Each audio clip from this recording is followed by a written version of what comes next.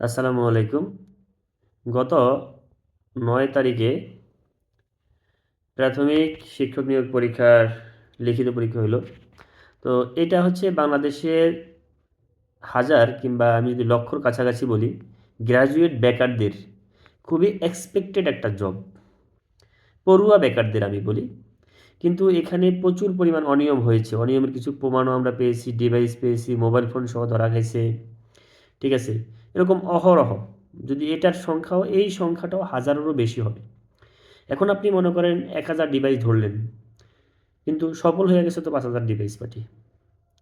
এখন প্রাথমিক শিক্ষা অধিদপ্তরের কাছে পরীক্ষা বাতিলের জন্য আবেদন করা হয়েছিল, আন্দোলনও হয়েছে টুকটাক, বাতিল করে নাই তারা। এত হিউজ একটা পরীক্ষা বাতিল করাও সম্ভব না। এখন তারা যদি চায়, এখনও এইসব ডিভাইস পার্টিদেরকে আসলে ধরা যায়। এখন আসুন কীভাবে ধরা যায়? আমি আমার ব্যক্তিগত অভিজ্ঞতার কথা বলি, আমার নিজের স্বচক্ষে দেখা এরকম ৫-৭ জন মনে করেন ডিভাইস পার্টি ফেইলিওর হইছে, মানে ধরা খাইছে। আবার কিছু ডিভাইস পার্টি সফল হইছে। এই ধরনের ডিভাইস পার্টিরা মনে করেন এখনও যদি পরীক্ষা নেওয়া হয়, সে ৩০ পাওয়ার যোগ্যও না। কিন্তু সে দেখা গেল ৮০ পাইছে। যেভাবে হোক সে পাইছে। সেটা আমাদের প্রশ্ন না।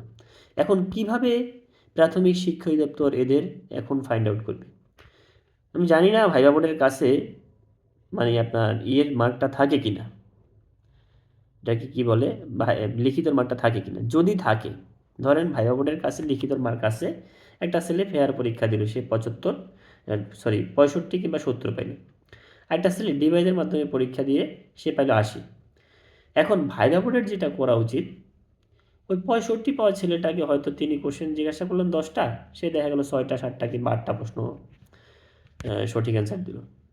তাহলে তাকে যদি তিনি ৯ও দেয়, ৮ও দেয়, তাহলেও তার ৭০ আর ৮-এ ৭৮ হচ্ছে।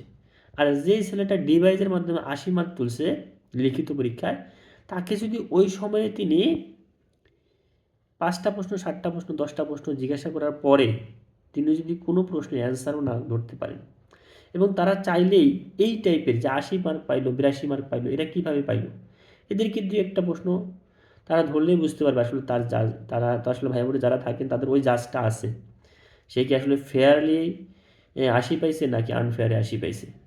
তাহলে ওই জায়গায় কিন্তু এদেরকে, এরা আমি নিশ্চিত এই টাইপের স্টুডেন্টরা ১০টা ভাইবা বোর্ডে ১০টা প্রশ্ন জিজ্ঞাসা করলেও ৪টা ৫টা অ্যান্সার করতে একটাও পারবে না, কেউ আছে একটাও পারবে না।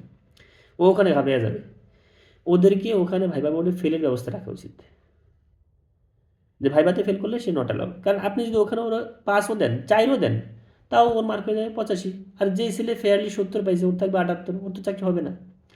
সুতরাং প্রাথমিক শিক্ষা অধিদপ্তরের ভাইবা বোর্ডে অন্তপক্ষে ফেলের ব্যবস্থাটা রাখা উচিত।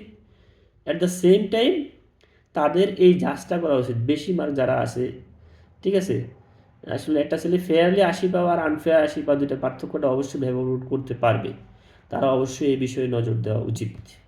এতে দেশের আসলে বেকাররা দের সাথে যে প্রহসনটা হচ্ছে, এই প্রহসনটাও লাঘব হবে এবং যোগ্যতম শিক্ষকরাই আমাদের প্রাথমিক শিক্ষক হিসেবে দেশে নিয়োগপ্রাপ্ত হবে।